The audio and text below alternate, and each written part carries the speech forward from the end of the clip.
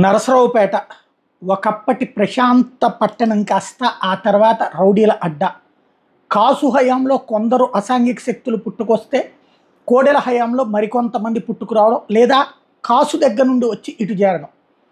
వాళ్ళు అసాంఘిక శక్తులు అన్నటువంటి విషయం తెలిసినా తమ వెనకాల 100 మంది తిరగాలన్నటువంటి ఉద్దేశంతో నెత్తిని పెట్టుకున్న ఆ ఇద్దరి నేతల పుణ్యమా అని అక్కడ పెరిగినటువంటి రౌడీయిజం, సుదీర్ఘకాలం పాటు సాగినటువంటి అరాచకం.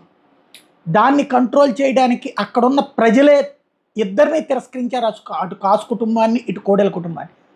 అంతా బాగుందని ఇద్దరూ కూడా అటు తెలుగుదేశం తరఫున ఒక డాక్టర్ని ఎన్నుకున్నారు, వైఎస్ఆర్ కాంగ్రెస్ పార్టీ తరఫున డాక్టర్ని ఎన్నుకున్నారు.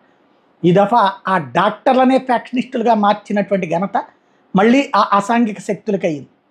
మొన్న జరిగిన హింసాకాండ చూసాం, పోలీసులు చోద్యం చూసిన పాత్ర చూసాం. ఒకనాటి ఫ్యాక్షనిజం అలియాస్ రౌడీయిజానికి కారణమైనటువంటి వాళ్ళే ఇప్పుడు పోలీసులు.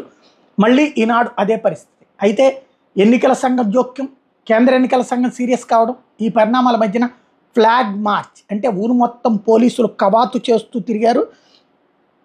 అల్లర్లు అదుపు చేయడంలో పోలీసులు విఫలమయ్యారన్నటువంటి కామెంట్స్ని పక్కన పెట్టి ఇక నుంచి అరెస్ట్ చేస్తే రాజమండ్రి సెంట్రల్ జైలుకి పంపిస్తాం, ఏమాత్రం తేడా వచ్చినా ఊరుకునేది లేదంటూ జిల్లా ఎస్పీ ప్రకటించారు.